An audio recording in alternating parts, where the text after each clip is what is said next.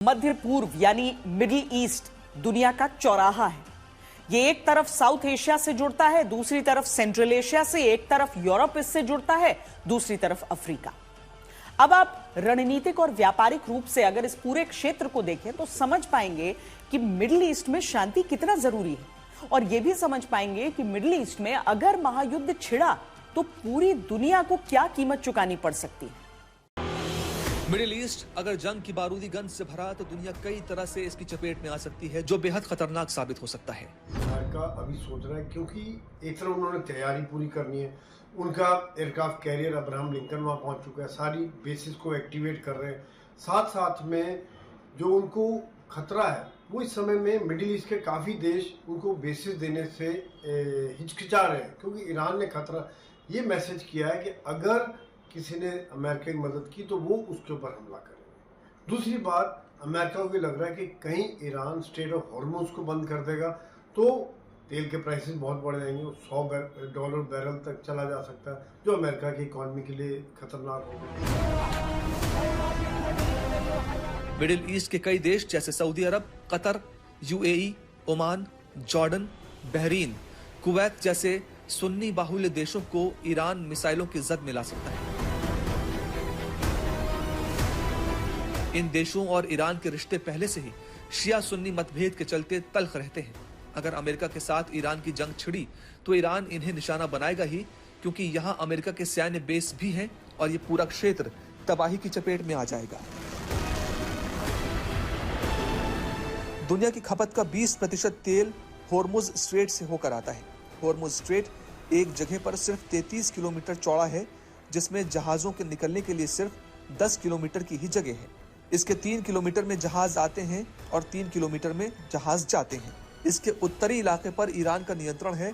युद्ध की स्थिति में ईरान इस क्षेत्र में एयर डिफेंस सिस्टम और मिसाइलों के जरिए कंट्रोल कर सकता है। यहाँ पानी की गहराई इतनी कम है कि कोई नौसेना का जहाज नहीं आ सकता।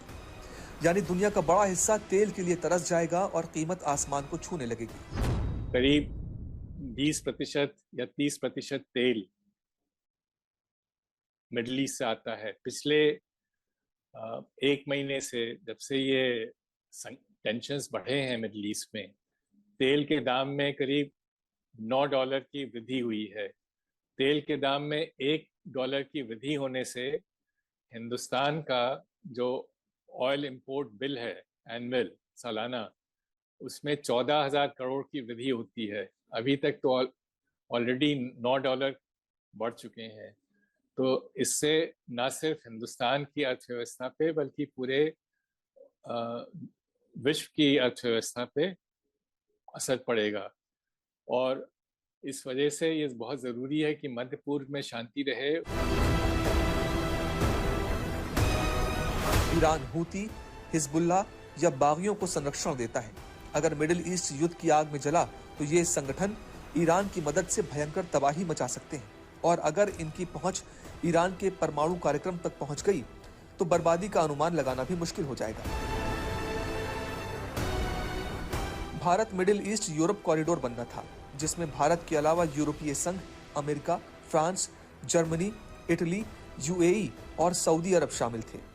भारत से यूएई तक समुद्री रास्ता शिप से तय करना था।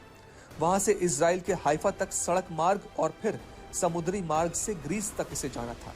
इजराइल में हमास के हमले के बाद ये योजना आगे बढ़ ही नहीं पाई। इराक में इन हस्तक्षेप, सामरिक हस्तक्षेप 2002 में प्रेसिडेंट बुश ने किया था, और उसका परिणाम हुआ जो स्टेट स्ट्रक्चर था वो टूट गया, और 2014 में वहाँ आईसिस निकल के सामने आई, और जिसका प्रभाव सारे क्षेत्र के मुल्कों पे पड़ा।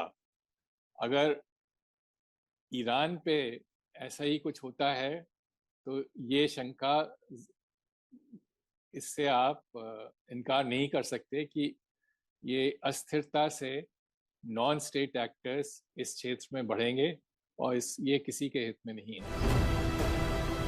अगर आप ईरान अमेरिका जंग छिड़ी तो कारोबार का ये रास्ता अनिश्चित काल के लिए बंद हो जाएगा और भारत, यूरोपीय संघ, अमेरिका के बीच बनी योजना मुश्किल में पड़ जाएगी।